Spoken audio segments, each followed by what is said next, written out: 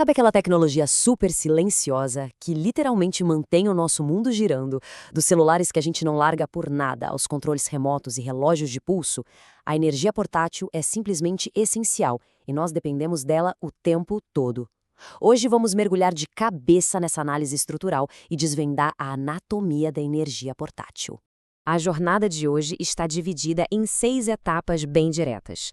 Vamos passar pela origem da energia, entender de uma vez por todas a diferença entre pilha ou bateria, mergulhar na química da eletricidade, dar uma olhada nos padrões AA e AAA, falar sobre a revolução das alcalinas e, por fim, discutir o impacto ambiental e o futuro dessa tecnologia. Seção 1. A origem da energia. A história da eletricidade portátil. E olha que fascinante! A energia contínua, do jeito que conhecemos hoje, começou em grande parte por pura obra do acaso. A evolução dessas descobertas iniciais foi super acelerada. Lá no século XVII, Otto von Guericke inventou a primeira máquina para produzir eletricidade estática usando, imaginem só, uma esfera de enxofre. Um bom tempo depois, no final do século XVIII, rolou o episódio bizarro do sapo dissecado do Galvani, que deu aquele empurrão para os estudos avançarem. Isso levou diretamente à invenção da primeira pilha pelo Alessandro Volta, em 1799. E num piscar de olhos, já estávamos em 1812, com Humphrey Davy usando uma bateria enorme para produzir um arco elétrico contínuo. Pensem num salto monumental, de pequenas faíscas de estática para uma corrente contínua em tão pouco tempo. Essa história do sapo é, com certeza, um dos capítulos mais curiosos da ciência. Luigi Galvani estava perto de um gerador eletrostático e, meio sem querer, encostou um bisturi nas partes internas de uma rã dissecada. E adivinhem? As pernas da rã simplesmente começaram a se contrair. Aí ele bolou uma teoria super equivocada de que tinha descoberto a tal da eletricidade animal. Mas o Alessandro Volta entrou em cena para provar que o Galvani estava redondamente enganado. Volta mostrou que a eletricidade, na verdade, não vinha do tecido do bicho de jeito nenhum, mas sim do contato entre metais diferentes. Foi exatamente essa correção que deu origem à pilha voltaica original, feita empilhando vários discos de zinco e cobre. Que reviravolta, né? Seção 2. Pilha ou bateria? Definindo os termos. Agora chegou o grande momento de quebrar um dos maiores mitos do nosso vocabulário do dia a dia. A pergunta que não quer calar é: qual é a diferença real, científica mesmo, entre uma pilha e uma bateria? É o tipo de coisa que a gente sempre confunde em casa. A diferença na ciência é fascinante. Uma pilha, que também é chamada de célula galvânica, é um sistema único. Ele é totalmente individual e converte energia química em elétrica de forma puramente espontânea. Por outro lado, a bateria é, na verdade, um conjunto formado por várias dessas pilhas conectadas, seja em série ou em paralelo. E tem mais, a bateria tem a capacidade incrível de fazer a interconversão, ou seja, de ir e voltar entre a energia química e elétrica. Isso nos leva a um detalhe super curioso da nossa linguagem comum. Sabe o termo pilha recarregável? Pois é, tecnicamente ele está incorreto. Como esse dispositivo não só fornece eletricidade, mas também recebe energia elétrica de fora para converter de volta em energia química armazenada, fazendo essa famosa interconversão, ele deveria ser chamado estritamente de bateria. Loucura, né? Seção 3. A química da eletricidade. A mecânica microscópica. Vamos dar um zoom nas coisas e entender exatamente como essas estruturas internas geram energia através de pura química. O coração de toda célula elétrica depende de uma verdadeira dança química que a gente chama de oxirredução. Funciona assim. De um lado temos o ânodo, que é o polo negativo. É lá que o metal atua como agente redutor, sofre corrosão e solta elétrons. Do outro lado temos o cátodo, o polo positivo. O cátodo é quem recebe de braços abertos esses elétrons e vai acumulando material na sua superfície. E é justamente essa dinâmica invisível ao olho nu que dá vida aos nossos dispositivos.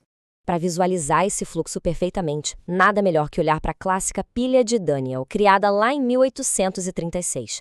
É um modelo perfeito. Passo 1. Os átomos de zinco oxidam lá no ânodo, viram íons na solução e liberam elétrons. Passo 2. Para que essa reação espontânea continue acontecendo, esses elétrons viajam por um fio condutor, que é o nosso circuito externo. E é aí que surge a corrente elétrica útil que a gente tanto usa. Passo 3. Os elétrons chegam finalmente ao cátodo de cobre, permitindo que a redução aconteça.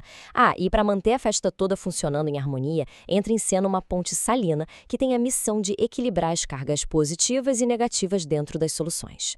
Seção 4. Os padrões AA e AAA. Os formatos do cotidiano. É hora de ver como todos aqueles princípios microscópicos estão empacotados em produtos comerciais mega familiares. Mundialmente falando, temos dois padrões absolutos que dominam o mercado. Primeiro, o formato AA. Ele foi introduzido no longínquo ano de 1907, mede em torno de 50 milímetros e aqui no Brasil ganhou o apelido super carinhoso de pilha-caneta. Logo ali do lado temos o formato AAA, que foi criado pensado em dispositivos que consomem menos energia. É um pouquinho menor, com seus 44,5 milímetros de comprimento e carrega a fama eterna de pilha-palito. O legal é que ambas entregam os mesmos 1,5 volts nas formulações não recarregáveis, pura conveniência. Seção 5, a revolução das alcalinas, uma química superior. Vamos explorar agora por que essa formulação alcalina representou um salto simplesmente colossal em desempenho quando comparamos com as antigas pilhas secas. A diferença de eficiência, sem brincadeira, é drástica. Uma pilha alcalina chega a durar cerca de 4 vezes mais do que uma pilha comum de zinco-carbono.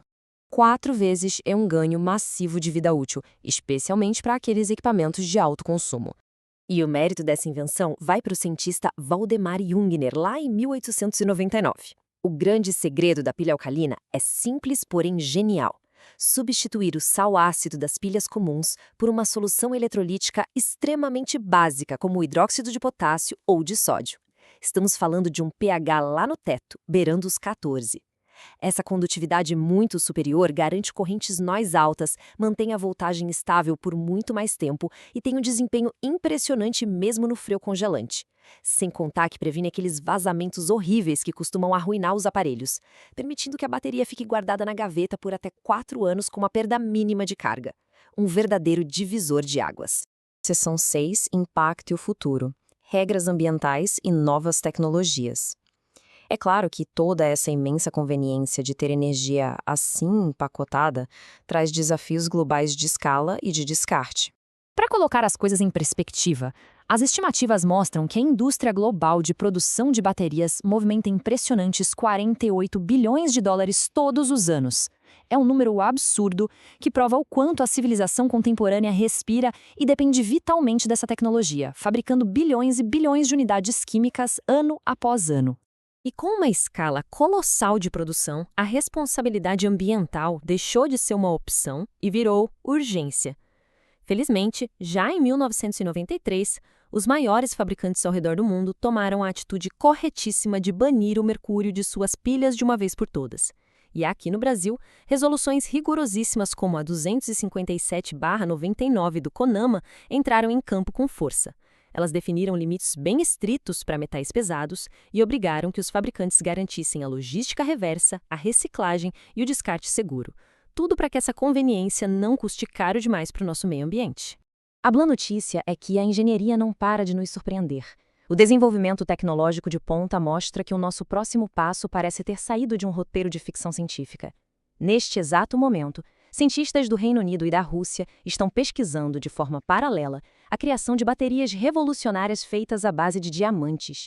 É um vislumbre extraordinário de novos materiais inusitados que podem alimentar os eletrônicos do futuro. Ao longo da nossa análise, vimos que os primeiríssimos indícios de corrente elétrica contínua vieram do susto de um anatomista com um sapo lá no século XVIII. E agora, os laboratórios estão literalmente estudando diamantes para alimentar o amanhã. O que nos obriga a perguntar qual vai ser o limite real de como empacotamos e transportamos energia. Fica essa reflexão intrigante para nos acompanhar na próxima vez que encaixarmos um novo par de pilhas no controle remoto. Muito obrigado pela companhia ao longo de mais esta exploração sobre o mundo que nos cerca